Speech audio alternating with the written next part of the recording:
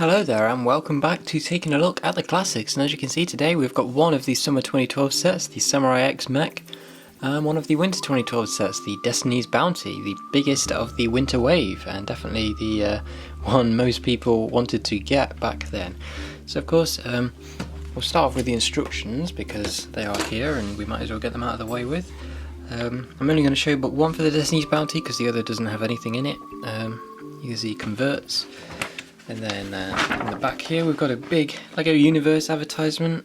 Well, that shows you how old these are. Then we've got Ninjago.com. We've got the Winter Wave spinners, as you can see there. All of the graphics that were on the cards of the spinners. And then, yeah, as you can see, just go straight to book 2 for the rest of the build. But then in the middle, they have this weapon checklist, just kind of hanging out casually in the middle of the instruction book. And on the other side of that, there was this advertisement for the 2012 sets. So obviously, the last one that I did was of the Golden Weapon vehicles. So yeah, you can see that. And then there was also a poster on the other side there, as you can see. So yeah, that was what was in the Destiny's Bounty instructions. And Samurai X Mech is a little bit different because it was a summer set. There you can see that, it's got Lloyd's EX on there. Again, in the middle, there was, first of all, a brand new poster with all the NRG Ninja on there, and Pythor. Another weapon checklist, as you can see. And then the Summer Wave character cards, including one for Pythor, who didn't have a spinner, obviously. LEGO Club magazine, the Ninjago.com advertisement again. The Summer Wave sets, as you can see there, the Epic Dragon Battle. And then the Summer Wave spinners with all the NRG Ninja. And yeah, that was it for the instructions of these. So I think we should start with the minifigures, of course, and the Samurai X Mech does have the smallest amount of figures, so we're going to start with those. So of course, from left to right, we have got Baitar, Samurai X, and Snike. Now, Snike was exclusive to this set, Baitar was not. He did also come in a booster pack. But as you can see, of course, he is the Constricti. He is the second in command, and you can see his torso detailing there, and the scratched out eye, of course, all the orange spikes on him. He does come with a fang blade that's got the Constricti venom on it. And then, of course, we can see his other eye there, the print across the top of the head there, and then the back detailing. So yeah, that was it for Baitar, the Constricti General. Next up we've got Snike, of course, he was exclusive. Sadly he was the only smaller Serpentine warrior to not have a spinner or a booster pack. But there you can see his torso detailing in the orange short legs. He comes with a mace. You can see he's got the same hood piece that the Fangpire had. You can see his face there. And then look at his back detailing. And of course the top of his head there, as you can see. So yeah, it's a shame that this was the only way you could get Snike, but he's still a pretty good minifigure. And then Samurai X, of course, nothing new here, it's the same version that was in her spinner.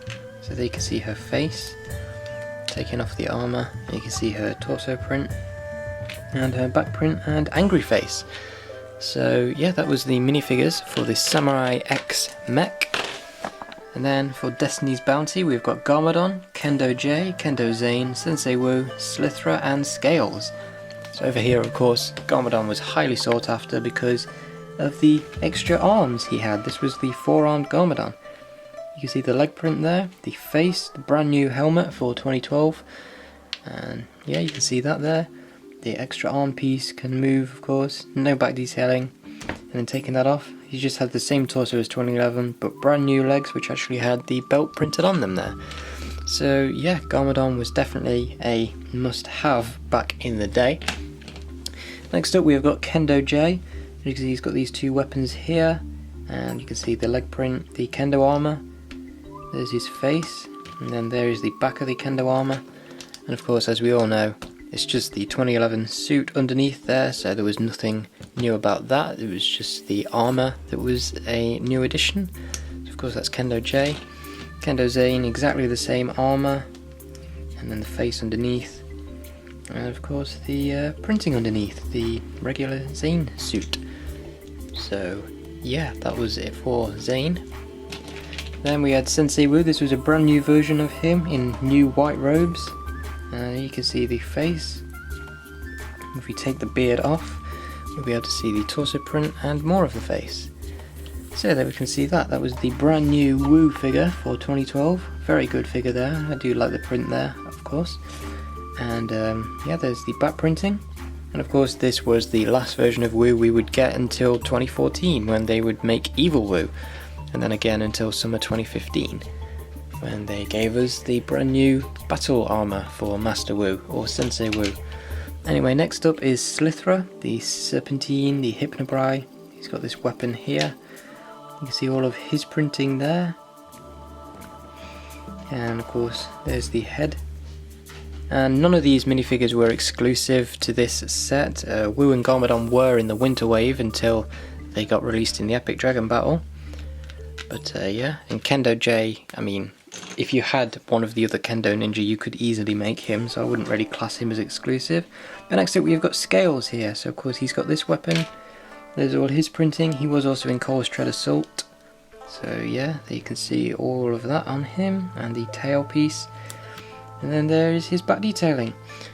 So yeah, that is it for all of the minifigures in these sets. These sets did come with terrain pieces, so of course the Samurai X Mech. You can see it's got this one here, which is a catapult, and you can see in there, it's pretty simple. What you would do is simply just put Snike or someone else in there, and then you could launch them at the Samurai X Mech, or in this case we can just launch them straight onto the bounty, like so. But yeah, you would just push down on this and it would fire them off the catapult and straight through the air, and yeah, that works pretty well. You can get figures to go a very long way. And then as for Destiny's Bounty, it came with this little shrine, the Serpentine Shrine.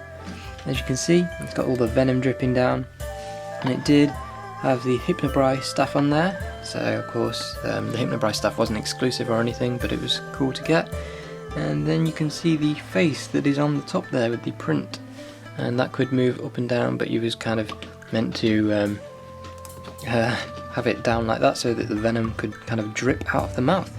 So yeah, that's the two little terrain accessories included. Very cool and nice to get. And of course you could use the Serpentine ones to kind of build up your own Ouroboros. So that's one thing I really liked about this new wave. Even though there wasn't really any terrain sets as such, like the 2011 wave, you got enough stuff in other sets that you could kind of build your own Ouroboros. So that was pretty cool. And then, of course, we've got the main attraction to the Samurai X Mech set, and that is, of course, the Samurai X Mech itself. So as you can see, this is a pretty big mech. It was also the first Ninjago mech, I believe. So yeah, you can see all of that there. And as you can see with the legs, we've got the feet there that are on ball joints. There's a lot of articulation in those. If you move this piece up a bit, you can see how far forward the feet can go, and they can go back quite a bit as well. So at an angle, but still quite far back. So yeah, and of course they could rotate all the way around, so you can see all the detail there.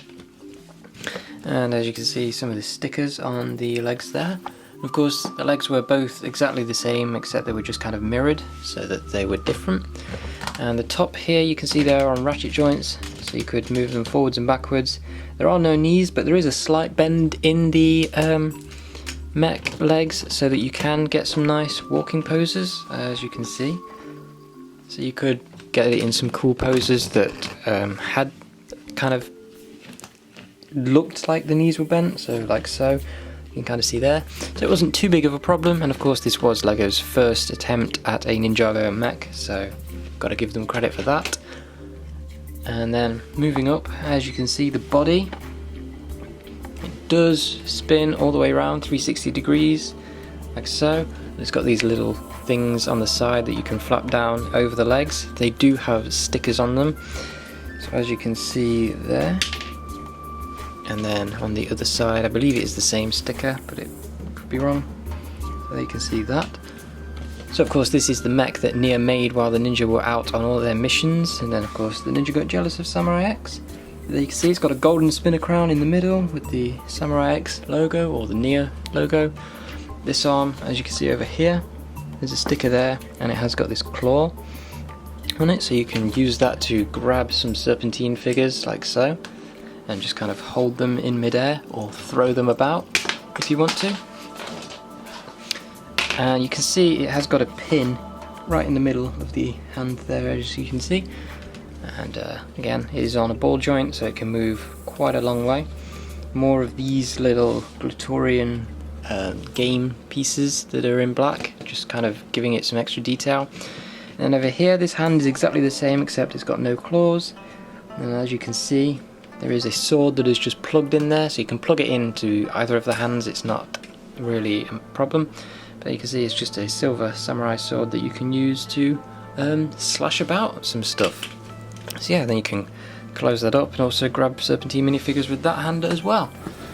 And then, as you can see, the shoulder armour uses those kind of train bumper pieces, so you can move those up and down as well. It's got this cannon here which doesn't do anything, it just kind of simulates a cannon. But over on this side we have got a real cannon, as you can see, and that moves up and down as well. And then you also do get some ammunition in the set to fire, so you've got this blue piece here, and you just simply put that in, and then you pull back on this on the cannon, and then that will fire out like so. And then of course you can reload it. But yeah, you can move that down, move the shoulder armour up and down, and then we can see we've got the cockpit here. So there you can see the top of the mech with the kind of helmet, and this whole segment back here with these little jets on them as well. You could pull this whole thing down like so, and there you can see kind of the back, and then you could pull this front bit down, and then inside there you can see that is where you would sit Samurai X. So you could just put her in, and you could push this up at the front, and then you would pull this back up like so, and there Samurai X is in her mech, and she is ready to wreak havoc on the Serpentine. And then one last thing, there is a little flag in the back there. You can see some of the more detail on the front of the helmet there, so it's kind of got its own golden thing that kind of looks like the one that is on Samurai X herself. And then of course coming down the back there we can just see more of the details all around this mech. So yeah, that is really all there is to the Samurai X mech. Of course, the original Samurai X mech before it was remade as a Ghost mech in 2015. And yeah, a very good set, and of course they did also make a legacy version in 2019, but that was very, very small. So yeah, it's a decent size, it's not too big, it's not too small, and yeah, I like it. And then we have the Destiny's Bounty, the original Destiny's Bounty. So of course this was released in winter of 2012, and it was coincided with the Destiny's Bounty in the show in season 1. And yeah, I guess we should start up front where we've got the dragon head, which is of course the 2011 dragon head mold, just in pure red, and it has got a little mouth underneath that did have one of those red pieces on it, but I did end up losing that unfortunately. And you can see some of the details around the front of the boat. We've got those crossbows there, we've got this anchor which is tied on with string, and then what you can do is you can twist this in the middle to bring it up or bring it down. You can see you can kind of pull it out, and that is kind of mainly for use when you are flying this ship, because it's not really tall enough to kind of simulate it underwater in the water. But yeah, of course in the show you could put Ninja on there and they would fly down and crash into Darkly's boarding school. Along the sides there you can see we've got some swords, and we've got this little bit that can open up, but there's nothing in there, it just opens up again on the other side, if I can get that. So you can just get a little storage compartment for anything you want in there. And you can see we've got the mast in the middle there, and we've got the sails. They are that nice fabric piece, the old style kind of cape, a little bit thicker though, and you can see the details on those. And we've got this little bit at the top, and you can stick a minifigure here to kind of look out into the distance if you want to, so yeah. Got another railing here with a crossbow on it, you can bring this one down, and as you can see on both sides we've got these things that kind of pop out the ground, and what you can do with those is you just lift them up, and there were swords inside, little knives, golden knives that you could take off and put in a figure if you wanted to. So yeah, and as you can see we've got a sticker back there with the little doors, and that's kind of showing you where you would go underneath this, under the deck, to get into the rooms, but there's no room in there for that, so it is just kind of there for show. You can see kind of the floor of this place like so. And then coming up here, we've got this little bit that you can push open, and you can see the little eyes on there. I guess you could pretend that's a ninja sneaking underneath. And you've just got a few clear gems in there. These sails keep getting in the way, as you can see, so some treasure hidden under there. We've got this cannon up here that you can spin around almost all of the way. It just kind of stops there, and behind that there is a crate with some stuff, so you can remove that crate if you want to get more people in there. And as you can see, it contains the map for the 4 golden weapons, and then underneath that we just have some cannonballs, and what you can do with those is pretty simple. It's just like with the Samurai X Mech. You just load them in and then fire them off wherever you want, like so. So yeah, that stayed on deck, so that's pretty good, didn't lose that.